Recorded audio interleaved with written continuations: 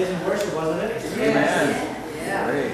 Our team of worship is getting better and better. Yes. So you gotta be able to get some more people here. Invite your friends, your relatives, your enemies.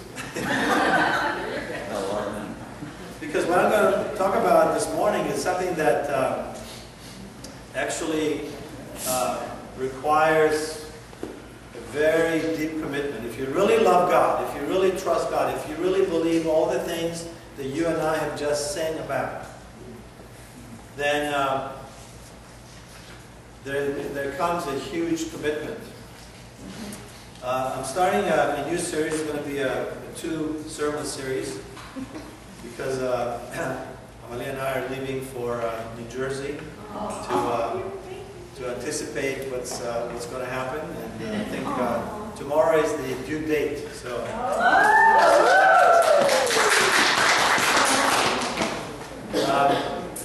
So we're talking about renewing your mind. Renewing your mind. And the reason we're talking about that is because without the renewal of our mind, without the complete renewal of our mind, it is impossible to know God's will. Okay? When it comes to realizing God's perfect will in your life, you've tried conforming, you've tried reforming, but you've got to renew your mind to transform it. That's what Paul writes to us. It's kind of a summation of the previous 11 chapters.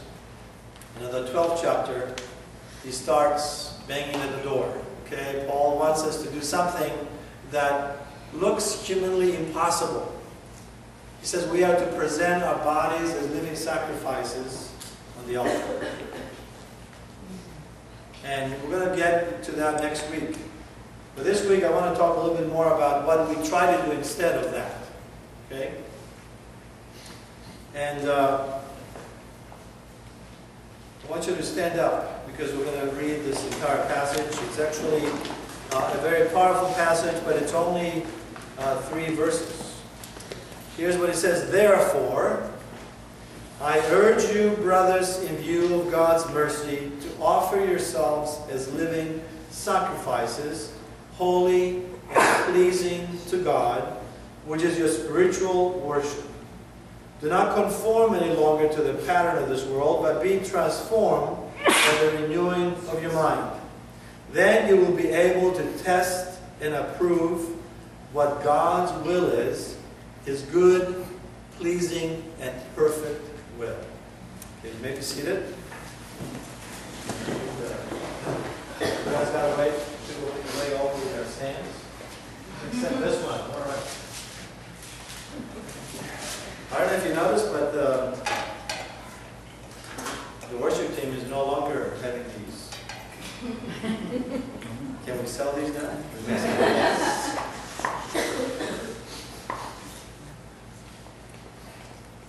God is the ultimate engineer.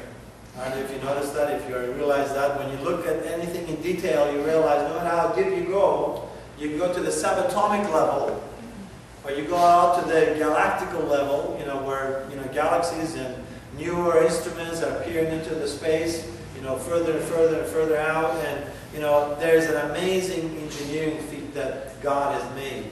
And as somebody said, it all is summed up in one word. Let there be light. That was just one word from God. And because God is the ultimate engineer, okay, close enough is not good enough. See, we like to be Christians because Christianity offers us this thing about being close enough. That we confuse grace with accuracy. Yes, God is gracious. God is forgiving. But God is also telling us that, look, unless you walk on the flat part of your feet, okay, you're more likely to stumble, okay? There's a way that the foot has actually been engineered so that, if you, for instance, walk on your tiptoes, okay, you're going to get tired, okay, because what happens is my weight first hits if I walk correctly, I hit the ground with my heel. You know what that does? It takes away, I don't know how many, 90 pounds of pressure, or whatever it is, per square inch. Okay, it takes a lot of that off so that by the time I get to the smaller muscles of the foot, I can propel myself forward. Otherwise, we'd just be all in wheelchairs. I mean, it's really amazing. It's right there under our nose. God is not satisfied with our devotional crumbs, is what I'm trying to tell you. You and I may be okay with reading the Bible for 5 minutes and then dashing out after a quick prayer, doing our life, okay? And doing the playing and the duties and everything else. But God isn't satisfied with that. In order for us to be able to test and prove, our devotional crumbs are not going to be enough. In order for us to test and prove God's good, pleasing, and perfect will, shooting a quick prayer is not going to cut it. We'll need to pay attention to the exact requirements. Children, you can go to children's church. You can, somebody help them out. Great, thank you.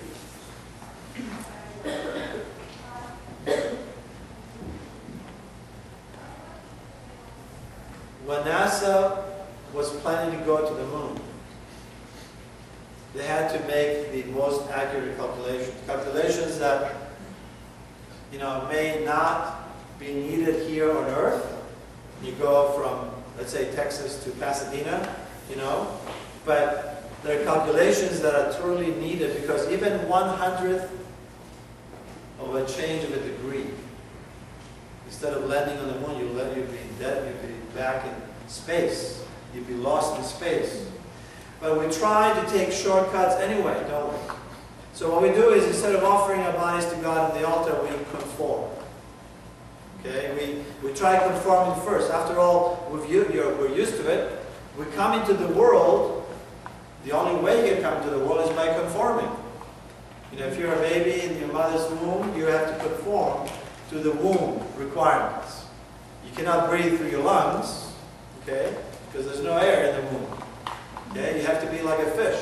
Okay? In fact, if you look at the stages of a little baby being formed, it looks like, first it looks like some kind of a plant, and then it looks like some kind of amphibian, and then it starts to look like a clump of something that looks like it may be a human being, and finally it starts to form. Okay? And you have to conform to all those stages. You have to conform to the situation in the womb. You have to conform even before you are born. In order for you to be born, you have to conform to the birthing canal. You have to agree that you need to get out. Okay? Because, if the baby had any brain and realized, hey, this is nice, quiet in here, I don't have to do anything. I'm being fed constantly. I'm being taken care of constantly. They could just have a choice. They could say, I want to stay in. But the baby doesn't realize that by wanting to stay in, what happens? They're going to die. You cannot stay in the womb. Okay? You have to get out. Okay? That's the way God has made it. And if you don't get out, if you don't conform, you're going to have a problem. So, confirmation is something that we are used to before we even get out. Once we get out, we have to get in line, right? We have to follow the rules. We have to be on time. Work, the school work and everything else that is demanded of us. We have to, life starts with confirmation. Okay? The human physiology makes us understand that confirmation is something that is a must. It's part of the engineering of God. But we go to confirmation first because we think that if we do everything that we are being told to do, then that's enough for God. And God says, no, it's not enough. You may conform to your mother and father's spoon feedings and their language and their schedule, their rules, their subculture or culture. You conform to your preschool and kindergarten teachers' assignments and ways of behaving at school. And you behave when your boss says something, you need to behave a certain way, you need to work certain things. There's all confirmation, isn't it? There's also that confirmation that is the issue of the pack, right? We want to be part of the whole. We don't want to be an island by ourselves, right? We want to conform because we want to be sociable, right? Why do you want to be on Facebook? Because you want to be liked. You know, why do we want to be liked? Because we need that day in and day out. So there's conformation everywhere, whether it's sophisticated like it is in the 21st century, or whether just very basic. Before you realize it, as you try harder and harder, because it's not good enough, you finally realize that you've been squeezed into the world's mold. The world and all that it has to offer demands conformation from you. You don't get paid unless you show up and work, right? You don't get paid and you don't get to eat unless you get the money to eat. If you want la dolce vita, the good life, the smooth life, with no one yanking your cord every 5 minutes, demanding things from you, then you need to conform to the way things are. Right or wrong, nice or nasty, good or bad, just follow the crowd, you'll be fine.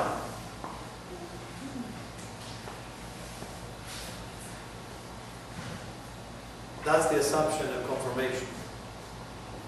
So you get religion. It's not working for you.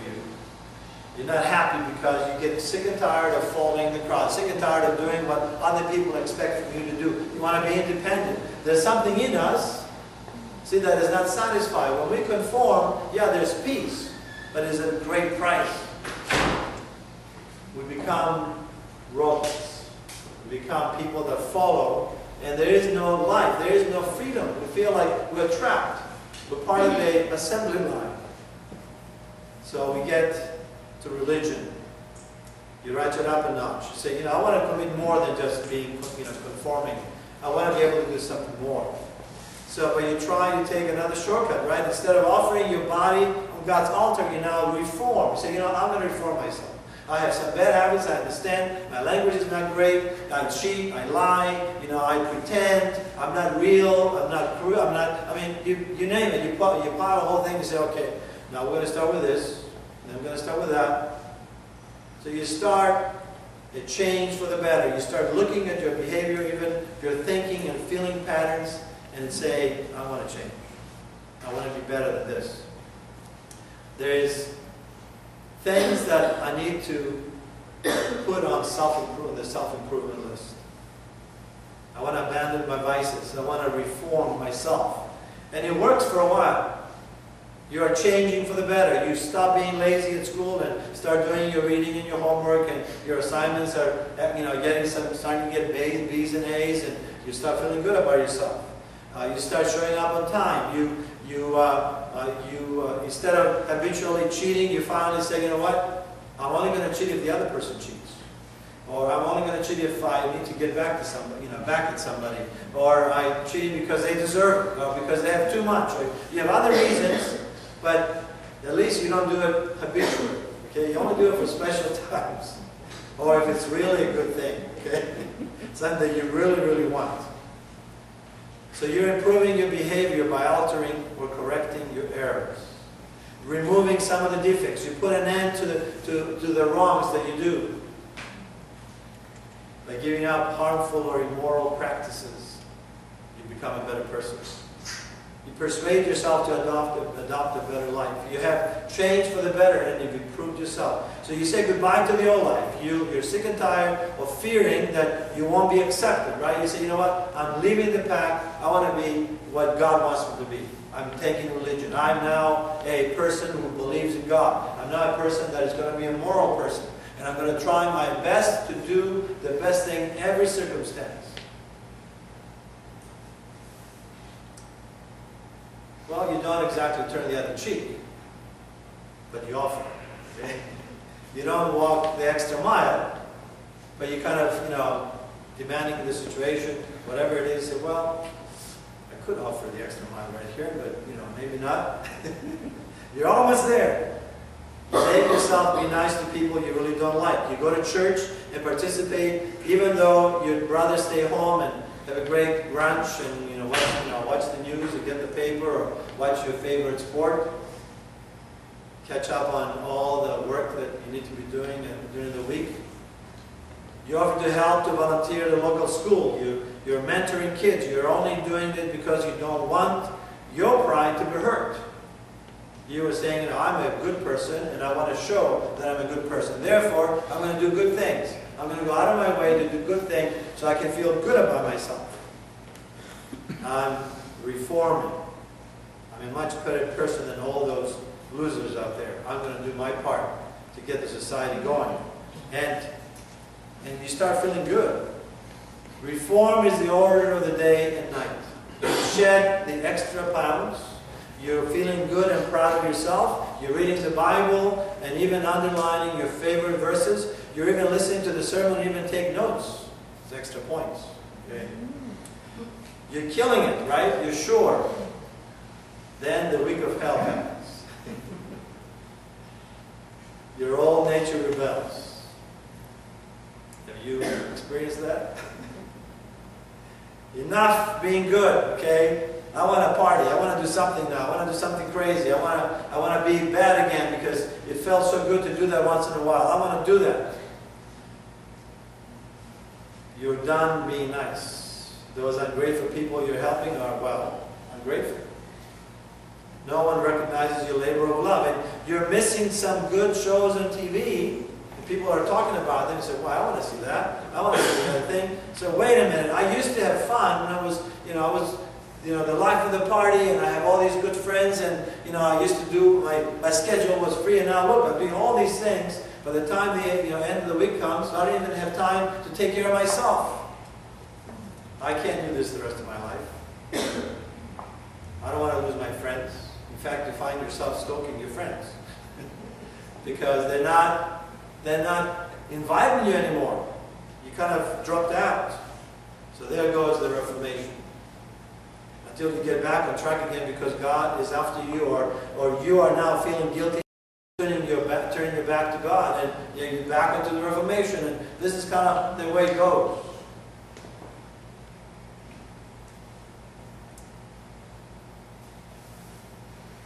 It's not the way Paul talks about it, because the word there, the actual word in Greek is metamorphosis. You're supposed to morph. Your mind is supposed to morph into the mind of Christ. Transformation is to change in composition or structure. There's something radical about transformation. There's something that is very basic, down to the atoms, down to the molecules. It's to change inwardly that is reflected outwardly. Is to convert to a totally different lifestyle. It's like someone came in the middle of the night and injected you a spiritual serum. And you woke up in the morning, and not only your soul and your heart, but your DNA have changed. Down to the core, you're a different person. It's not something that you do because you need to conform to somebody's idea of what a good person is, or what a popular person does. It's not because you want to reform yourself. You're trying to change some things that, are kind of, the rough edges of our character, the rough edges of our life. I want to just, if I can smooth that out, and Ray and I have those conversations. Henry, if you can smooth that out, it would be so good,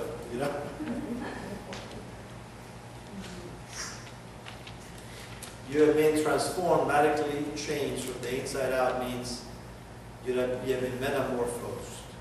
You've been transmuted. It suggests an abrupt or startling change induced by or caused by magic or by spiritual power. You convert to a different way of functioning. There's even this word that popped up, transmogrify. I'm sure Malcolm knows about it.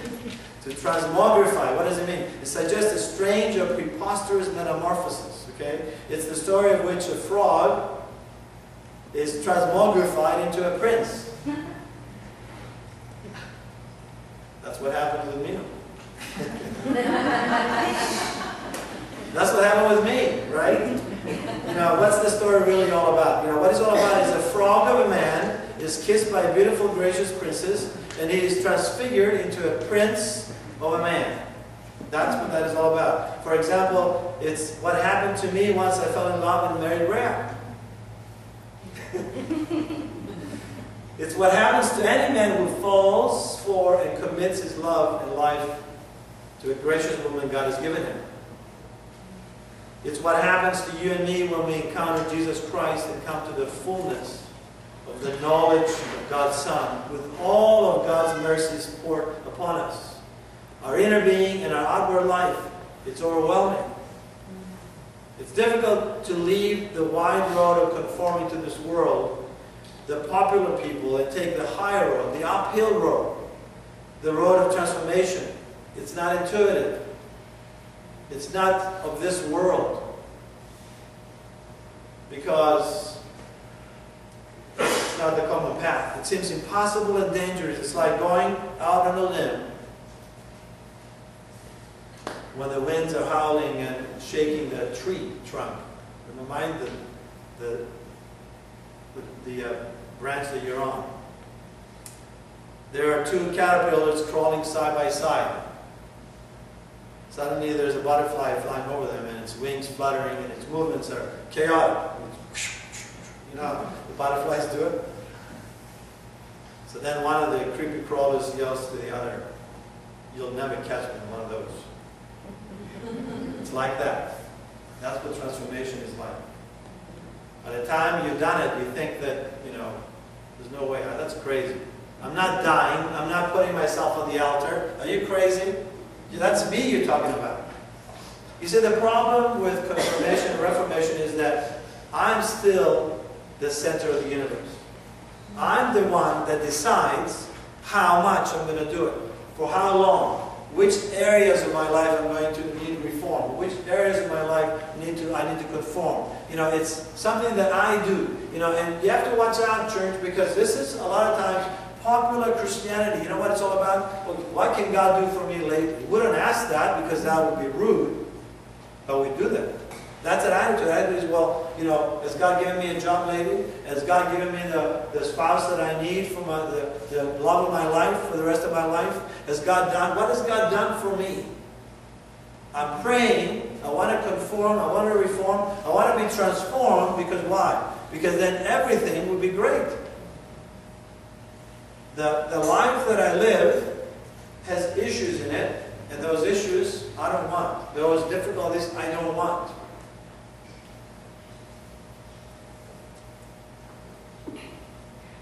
So why even try, is the question. Why go for broke, take a huge risk, not be happy with confirmation and reformation? I mean, those are good things. There's control in those. There's stability. There's predictability. What's the big deal? It was good enough for Martin Luther, this Reformation stuff. You know, it's good enough for me. I'm not pushing the envelope. I'm not going there. Thank you very much, Henry, but I'm not interested. It's not, you see, transformation is not something ethereal. It's something ethereal. It's something that, you know, I don't have control over that. I mean, what is Paul saying? He says, I want you to put your body, I want you to offer your body as a living sacrifice. No anesthetics.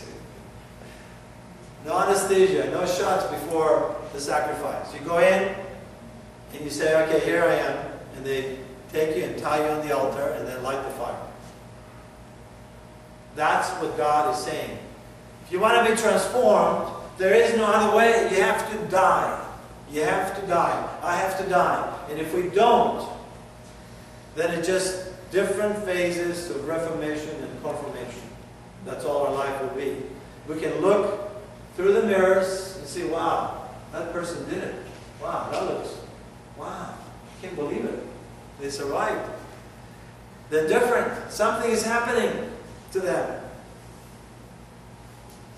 I understand confirmation, you say. Reformation won't cut it. And so I'm going with Reformation.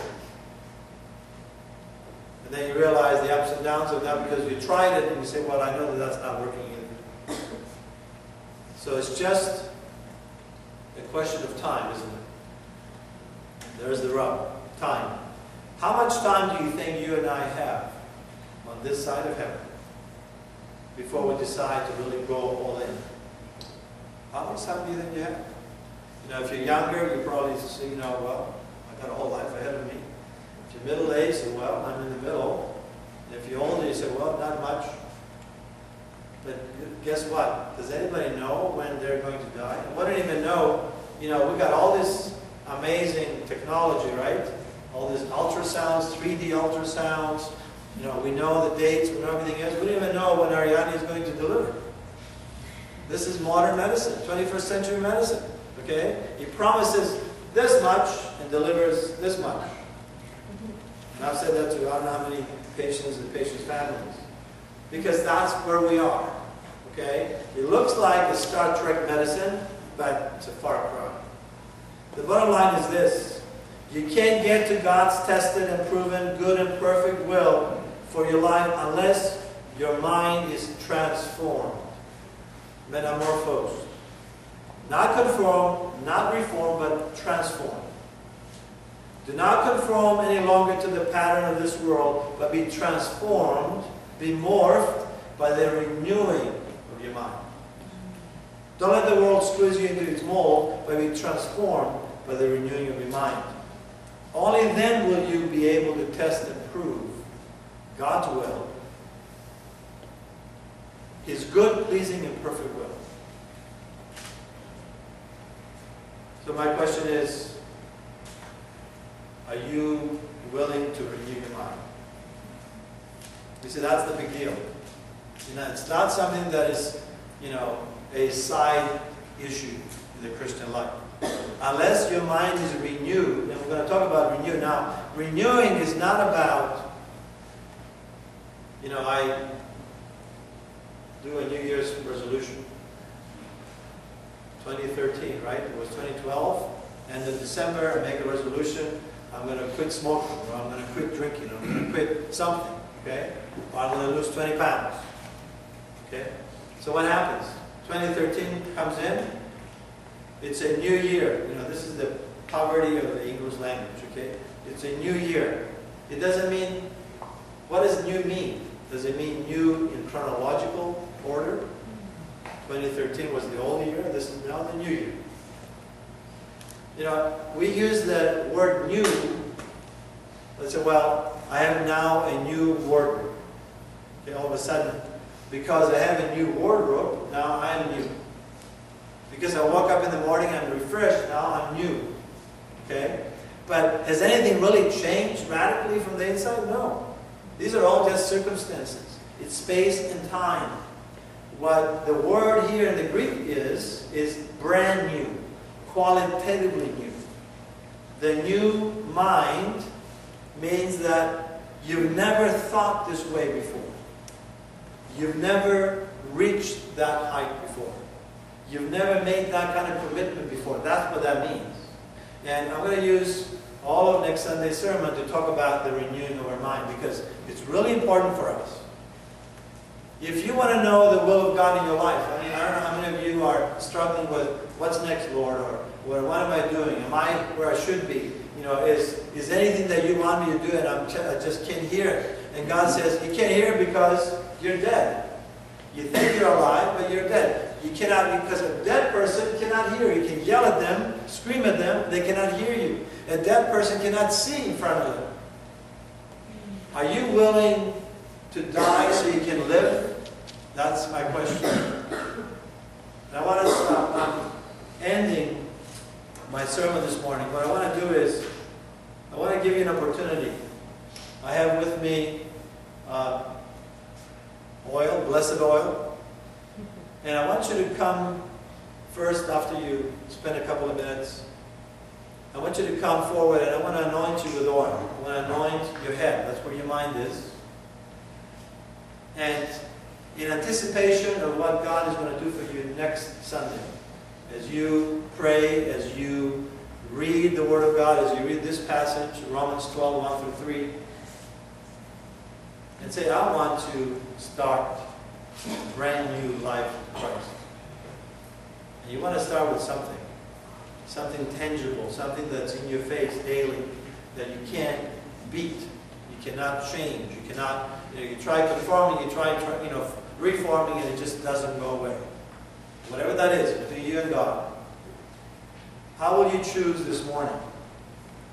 Will you play it safe this Sunday? Will you keep going with your conforming ways? Do you feel the pressure? Is there a fear in your life that keeps you away from God because you need to conform to the crowd?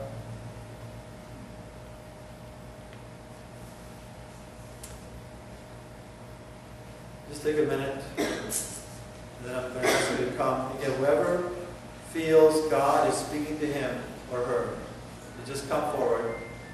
You only take a second, and then just you go around to the other side so another person can come.